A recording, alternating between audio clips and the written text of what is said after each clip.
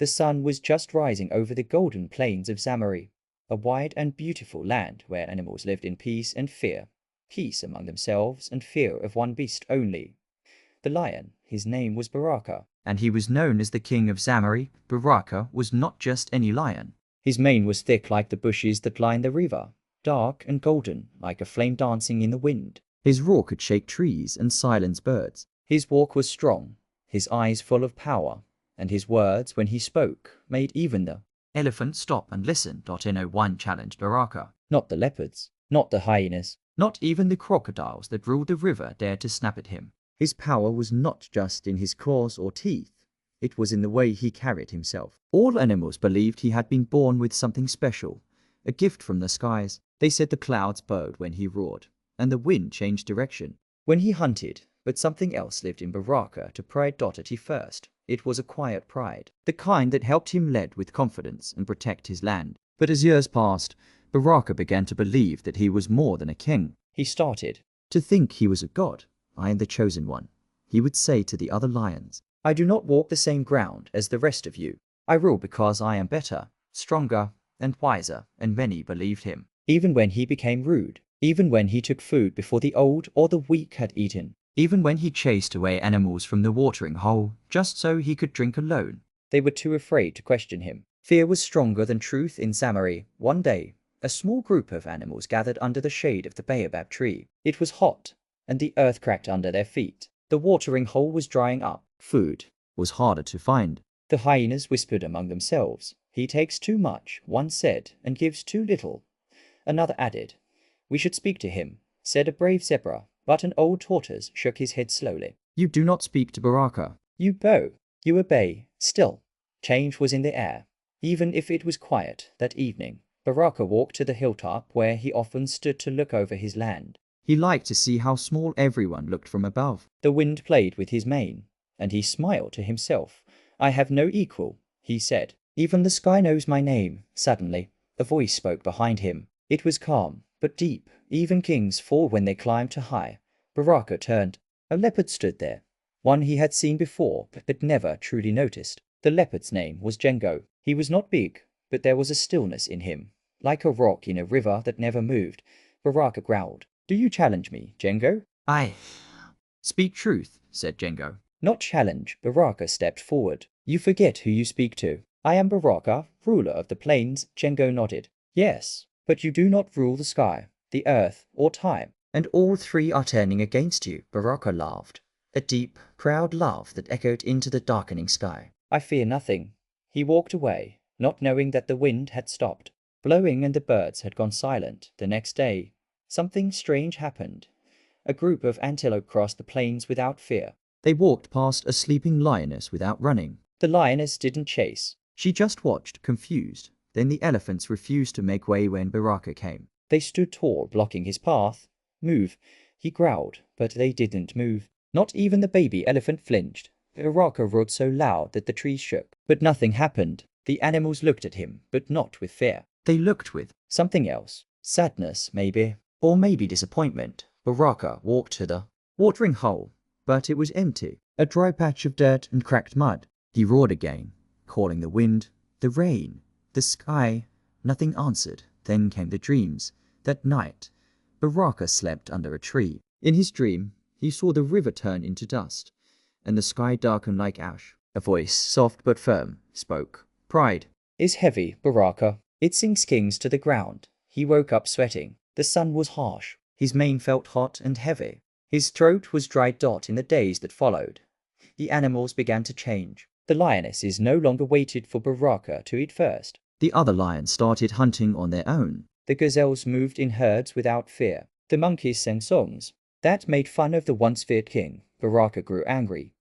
He called a meeting of all the animals at the great rock, the highest place in Zamari. He climbed to the top and stood tall. I am still king, he roared. You will respect me. But his voice no longer shook the ground. The animals stood in silence. Then Django stepped forward again. Respect is earned, not demanded, he said. You were a great king once, but you let pride rule you. You stopped listening. You stopped caring, Baraka growled. But his voice was softer now. I protected you all, he said. Yes, said the old tortoise who had finally come forward. But now you protect only your pride, not your people. The sky above them was still. Not a cloud moved. Baraka looked around. Faces once full of fear now held only truth. No one bowed. No one ran. And for the first time in his life, Baraka felt something he had never known before. He felt small. He walked down the great rock slowly. Not one animal followed him. He returned to his cave on the hill, but it felt cold. Empty, he roared. Again, not for power, but out of pain. It echoed into the sky, and this time, not even the echo came back. Baraka lay down, his eyes looking at the horizon. For the first time, he understood the words Django had spoken. Even kings fall when they climb too high. The days passed slowly after Baraka's fall. He no longer roamed the plains with his proud stride. He no longer roared to the sky or climbed the great rock. He stayed in the shadows, deep inside his cave. Alone, the wind still blew over Zamari. The river slowly returned, and the grass began to grow again. Life moved on. But for Baraka, time seemed frozen. He was not old. His body was still strong, his teeth still sharp. But something inside him had broken, and strength meant little without respect. One morning, Baraka left his cave. The sun touched his mane, but it no longer shone like fire. It was dull now, dusty and tangled. He walked to the edge of the hill and looked over the land he had once ruled. Below, the animals lived freely. Lions hunted together, without waiting for his orders. The elephant calves played near the water. Even the birds flew lower now, their songs light and joyful. No one looked up at him. No one feared him anymore. Baraka sighed and turned away. He began to walk. Not as a king, but as a lion without a home. He wandered far from the heart of Zamari, into the outer edges of the plains. The land here was dry and rough, full of thorns and rocks. It was where the weak came when they were no longer strong. Where? The old waited for silence. There, Baraka met a jackal. The jackal was small and thin, with one ear torn and a limp in his walk. He watched Baraka from a distance. Curious, but not afraid. You look lost, the jackal said. Baraka did not answer. Once, I heard your roar from my den, the jackal continued. It made my bones shake. Now it sounds like you've lost more than your voice. Baraka sat down. I lost everything. The jackal tilted his head. Did you lose it or throw it away? Baraka looked at him. What do you mean? You had power, but power is like fire. Useful when controlled, dangerous when left wild. You let it burn to hot. Now there is only ash. Baraka closed his eyes. He knew the jackal spoke the truth. I thought I was born to lead, he said. Maybe you were, said the jackal, but a leader is not made by birth. A true leader listens more than he speaks, and shares more than he takes. Baraka stayed silent. The jackal walked away, his limp slowing him down. But before he disappeared into the grass, he looked back. You may have fallen, but you are still breathing. That means you can still change. Baraka thought about that as the stars came out. He lay under the sky, not as a king, not as a leader, just a lion under the stars, like any other. For many days, he walked the land. He helped a trapped bird escape from a net. He guided a blind buffalo calf back to its herd. He shared a meal with a lonely cheetah cub who had lost its mother. No one asked for his help. He just gave it Dr. Tea first. The animals were confused.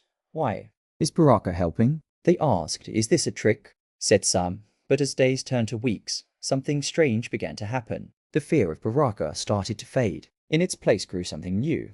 Respect, not the kind that came from sharp teeth or a loud roar, but the kind that grew quietly, like roots under a tree. The animals began to greet him. Some even smiled. The lion who once ruled through fear was now known as the lion who helped. Still, Baraka never returned to the great rock. He no longer wanted to lead. He had learned that power without humility was like a crown made of thorns. One evening, a young lion approached him. The lion was lean, with bright eyes and a nervous step. Are you Baraka? The young one asked. Baraka nodded. I heard stories about you. How you ruled all of Zamari. That was a long time ago, Baraka said. The young lion looked unsure. They also say you changed, that you learned something after losing everything. Baraka looked into the distance, where the sun was setting over the plains.